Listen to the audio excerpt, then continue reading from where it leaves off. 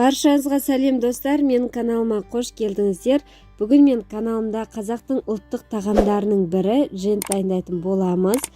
Қазақтың көшпелі халықтарының дастарханынан табылатын ұлттық тағамдарымыздың бірі, қыста қатпайтын, жазда бұзылмайтын тағамдардың бірі. Мінекей бірінші алдымен бізге жент жасау үшін талқан қажет. Талқанның түрі болады. Талқанның үстіне мен бұл жерде сахарный пудра қостым. Негізінде қант салсаңыз да болады. Және ерітілген майды қосып, жақсылап араластырамыз.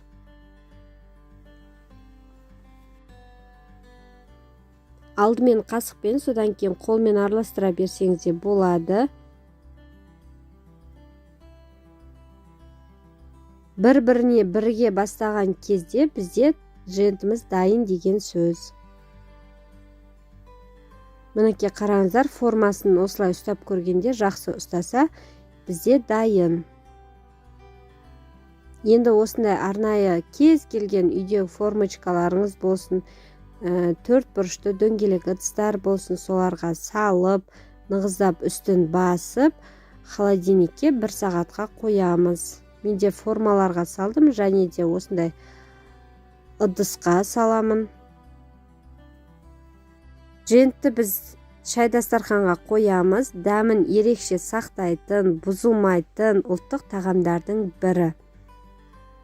Міндетті түрде жасап көріңіздер. Және де бұдан бөлек мен осындай тағы да формочкаларға саламын. Мінекей осылай. Дастарханда әдем болып көріну үшін.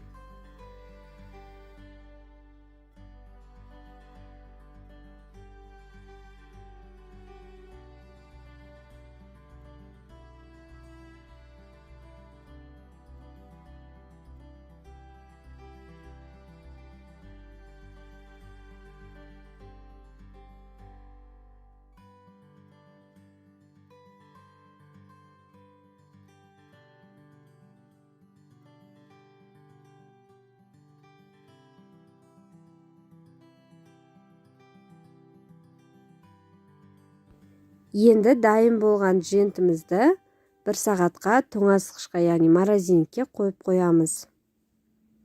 Өте әдем болып шығады. Міндетті түрде жасап көріңіздер. Және каналға тіркелуді, лайк басуды ұмытпаңыздар.